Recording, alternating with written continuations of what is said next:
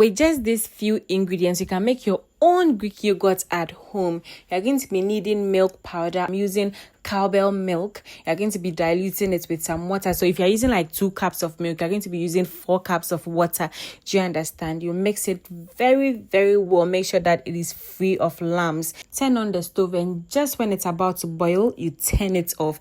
Allow the milk to cool completely, and then you take out the curds that will form on top of it. Now note that you need yogurt to make yogurt, or a life culture basically, but I'm using my favorite brand of yogurt. So you're going to be using a little bit of yogurt.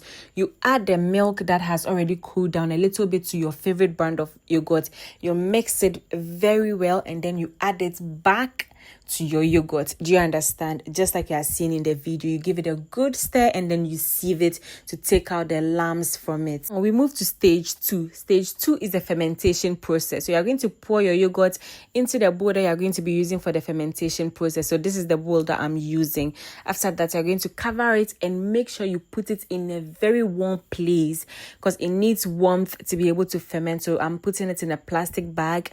I'm folding it in this cloth, a very thick cloth, of course, and then afterwards I placed it in an oven. Now you're going to let this be in the oven overnight, or about 12 hours or 9 hours, depending on the milk that you used. So now we move to stage 3. After 12 hours, you bring out your yogurt. It should give you this thick consistency. You see how thick and beautiful it is looking. Now if you're looking for just yogurt, you can just whisk it and end here, but I am looking for Greek yogurt. I want it to be a little thicker, so we are going to move to stage 4.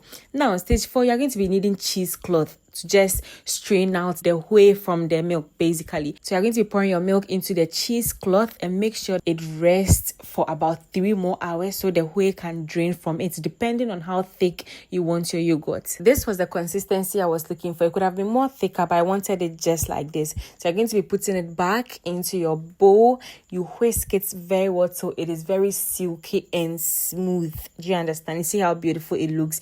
Perfect. Now you're going to be adding some vanilla essence. This is totally optional. Add just a little bit of vanilla flavor. You give it a good mix, and that is it. So you can keep it in your fridge, freezer if you want to keep it longer. This is unsweetened yogurt, so you sweeten it with honey or sugar or whatever you want. Now I decided to make a little parfait for my friends because they came over. So you keep the yogurt in the fridge and make sure it becomes thicker. So that was exactly what I did. So I just assembled my fruit. I sweetened it with honey, as you can see, and trust me, it tasted absolutely amazing. Making Greek yogurt at home is so easy and very simple. Thanks for watching, guys. Bye.